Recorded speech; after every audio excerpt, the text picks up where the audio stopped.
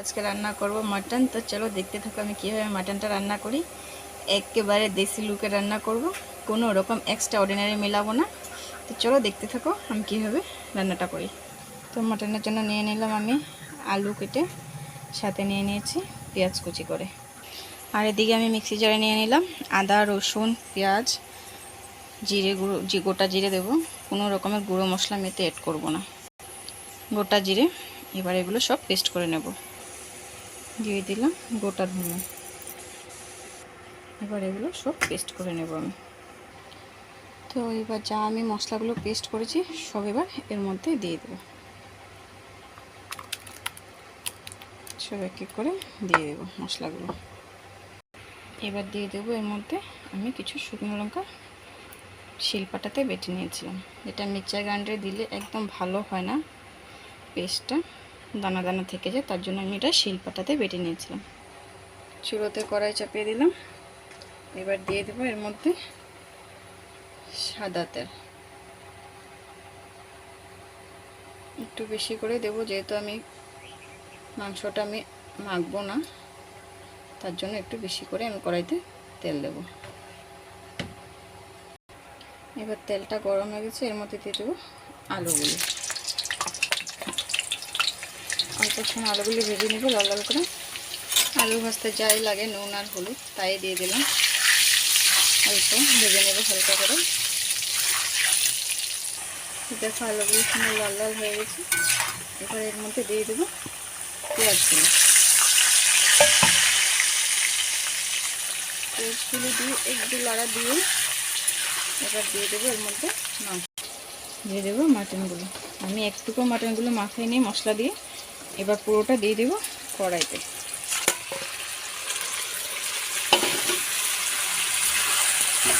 যা হবে সব কড়াইতে একসাথে হবে। এর মধ্যে দিয়ে দিয়েছি একটা গোটা রসুন। এক এক করে এবার এক এক করে সব মশলা দিয়ে দেবো। নুন, পরিমাণ মতো নুন, হলুদ,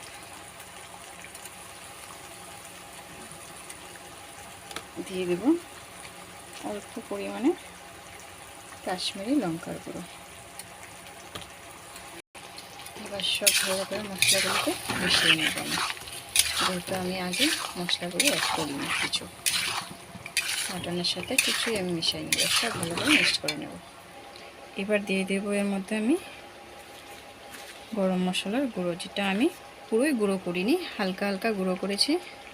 দেখো একটু দানা দানা রয়ে গেছে। এবার দিয়ে দেবো এটা, যেটা আমি অনেকে ফোড়নে দিই, আমি ফোড়নে দিইনি। আমি এবার এটা সব মিক্সড করে নেব এর মধ্যে। এভাবে গরম মশলাটা দিলে খুব ভালো সেন্ট আসে। দেখো আমি কি সুন্দর করে গরম তেলে কড়ার ভিতরে সুন্দর করে মিক্সড করে নিয়েছি। দেখো পুরো একদম মশলা পুরো মিক্সড হয়ে গেছে, দেখো পুরো লেগে গেছে মশলা সব। এবার আমি ওকে ঢাকনা দিয়ে দেব। ঢাকনা দিয়ে দিলাম হালকা স্টিমে। এবার ওটাকে একটু সময়ের জন্য সাঁতলে নেব। এবার ঢাকনাটা উঠিয়ে দেখি, বাহ দেখো কি সুন্দর, দেখো তেল ছেড়ে দিয়েছে।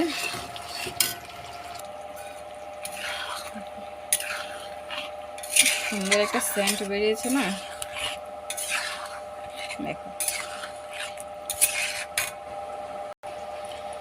খালি মশলা একসাথে মাখালে মাংসর সাথে তাহলে রান্না ভালো হয়, নাহলে ভালো হয় না মাংস। দেখো তো কি সুন্দর হয়ে গেছে মশলাটা। আর অল্প কষিয়ে নিয়ে তারপরের মধ্যে দিয়ে দেবো জল।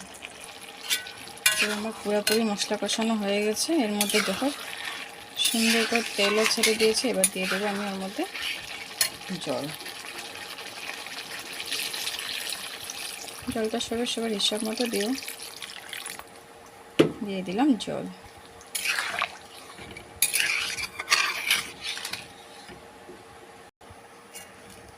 দেখো দিয়ে দিলাম ঝোলটা। এবার ঝোলটা কিছুক্ষণের জন্য ফুটুক। দেখো কি সুন্দর হয়েছে। যারা বলে যে দামি মশলা লাগে, এই লাগে সেই লাগে, তো আমি মশলা ছাড়া কি রান্না ভালো হয় না? দেখো তো কি সুন্দর হয়েছে। আগের দিনে মানুষের যে রান্না করতো ওদের কি রান্না ভালো হতো না? দেখো তো, এখনকার আমাদের মডার্ন যুগ, এখন আমাদের এই মশলা লাগে সেই মশলা লাগে, কত রকমের মশলা চাই। তো আজকে আমি পুরো একদমই নর্মালি মশলায় তরকারিটা রান্না করলাম। তো দেখো, এইভাবে একবার তোমরা রান্না করে দেখো কেমন হয়, আমাকে অবশ্যই কমেন্টে জানিও। আর অল্প টাইম হলেই হয়ে যাবে। আলুটা পুরো সিদ্ধ হয়ে গেছে, সিদ্ধ হয়ে গেছে, একটু টাইম হলে হয়ে যাবে। তো ফাইনালি আমার রান্নাটা হয়ে গেছে। এবার এর মধ্যে দিয়ে দেবো গুঁড়ো মিট মশলা। মিট মশলাটা দিয়ে অল্প সময় ঢাকনা দিয়ে রেখে দেবো। তো আমার তরকারিটা পুরো ফাইনাল রূপ রেডি। এই দেখো আমি তরকারিটা নামিয়ে নিলাম। তো কোথায় আমার মাটন লাভাররা, তা ভিডিওটা অবশ্যই দেখে যেও তোমরা, আর একটা লাইক কমেন্ট শেয়ার করে দিও। ভালো লাগলে অবশ্যই পেজটাকে ফলো করে দিও। Bye bye.